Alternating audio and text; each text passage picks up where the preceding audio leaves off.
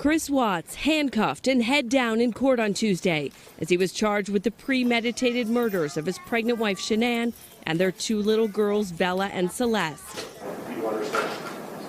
Shanann's brother watched in anger as her father broke down and sobbed.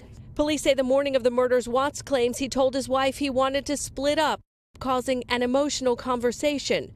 Minutes later, on a baby monitor, he claims he saw his wife actively strangling Celeste, their 3-year-old, as 4-year-old Bella was sprawled out on her bed and blue.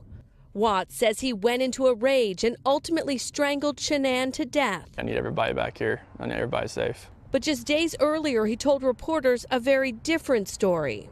I saw her when she got in, but it was really quick. Police say Watts later admitted he dumped their bodies at this oil field.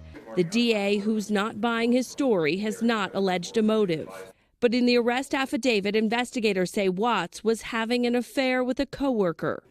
In a filing last week, Watts' defense team asked that the coroner do DNA swabs on the children's necks, raising questions whether they may be looking for evidence of the mother's DNA there. You'd peg them as like one of the perfect families.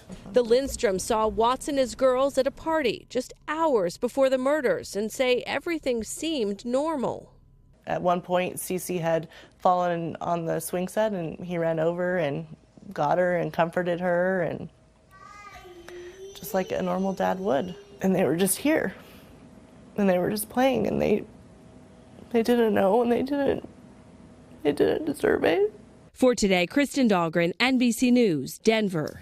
Hello, Today fans. Thanks for checking out our YouTube channel. Subscribe by clicking that button down there and click on any of the videos over here to watch the latest interviews, show highlights, and digital exclusives.